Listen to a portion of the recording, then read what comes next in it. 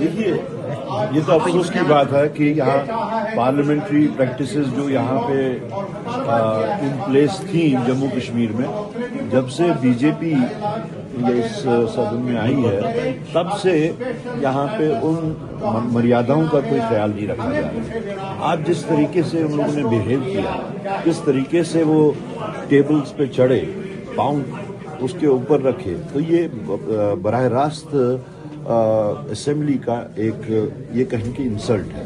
تو یہ اچھی پارلیمنٹری پریکٹسز نہیں ہیں۔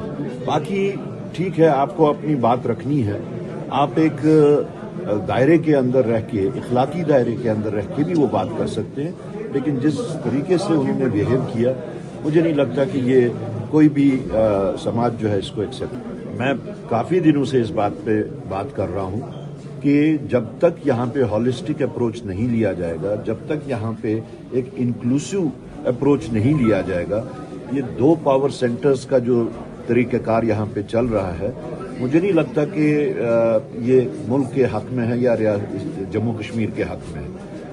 آپ چاہے وہ سیکیورٹی کی ریویو میٹنگز کو لیجئے، چاہے سیکریٹریٹ میں جو ملازمین ہیں ان کو ہینڈل کرنے کی بات لے لیجئے، تو الیکٹڈ گورنمنٹ ہے۔ میرے خیال میں ایل جی صاحب کو آف کورس وہ ایک کانسٹیٹیوشنل ہیڈ ہیں، ہمیں اس میں کوئی اعتراض نہیں ہے، اس کا ہمیں پورا اس کا سمان ہے، لیکن اب ایک الیکٹڈ گورنمنٹ ہے تو الیکٹڈ گورنمنٹ کو جو ان کے اختیارات ہیں، جو ان کے حقوق ہیں، اس کا استعمال ان کو کرنے دینا چاہیے۔ اور جس طریقے سے اس وقت وہ آئی تھنک ابھی انہوں نے شاید اس چیز کو میرے خیال میں ایکسیپٹ نہیں کیا ہے کہ یہاں پہ الیکٹڈ گورنمنٹ ہے۔ جتنا جلد وہ اس چیز کو اور خاص طور سے سرکار کو کام کرنے دیں گے اتنا اچھا ہے۔ شاید اسی لیے جو ہمارا پریمبل ہے، اگر اس پریمبل کو یہ لوگ پڑھیں تو اس کے حساب سے کسی بھی مذہبی نعرے یا کسی بھی مذہبی جذبات کو ابھارنے کی اجازت نہیں ہے۔ تو یہ تو سب سے پہلے کانسٹیٹیوشن کی ہی ایک وائلیشن ہے۔ یہ بات جو آپ بتا رہے ہیں، اس کا براہ راست یہی مطلب نکلتا ہے کہ وہ یہاں جمہوریت کو پنپنے کی اجازت نہیں دیں گے۔ یہ پریروگیٹو چنندہ سرکار کا ہے کہ کس وائلیشن کے خلاف کون سی ایکشن ہوگی، قانون کیا اجازت دیتا ہے، کانسٹیٹیوشن کیا اجازت دیتا ہے۔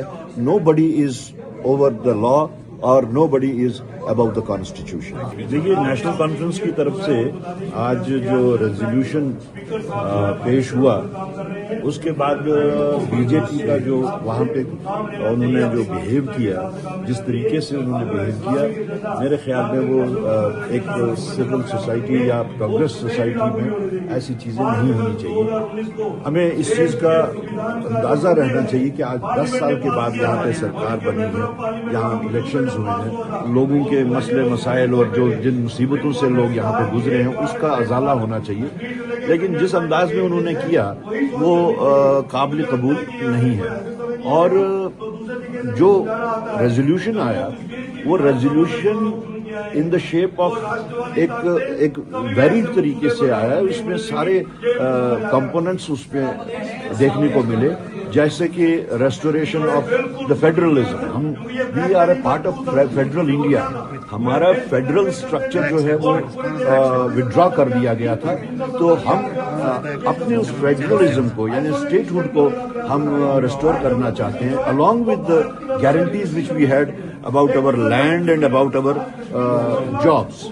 اس کے ساتھ ساتھ ہم نے اس ریزولوشن میں جو سامنے آیا، that was for a dialogue between the people of Jammu and Kashmir and by the government of India، کہ یہ جو ریسٹوریشن کا پروسیس ہے اس کے بارے میں بات چیت کی جائے۔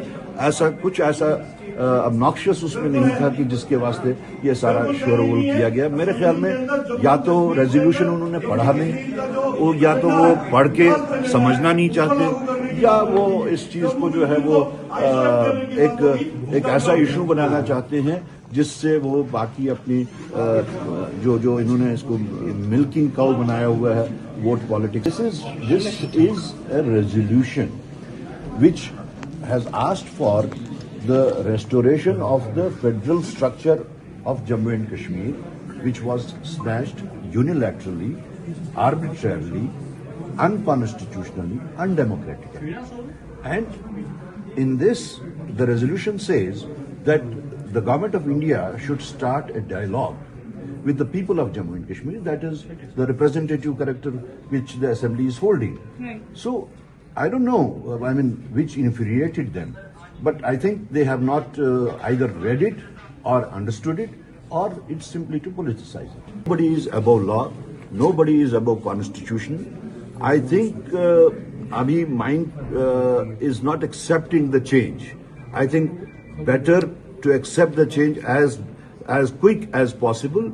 Maybe once you accept it, nobody would be able to speak in this language.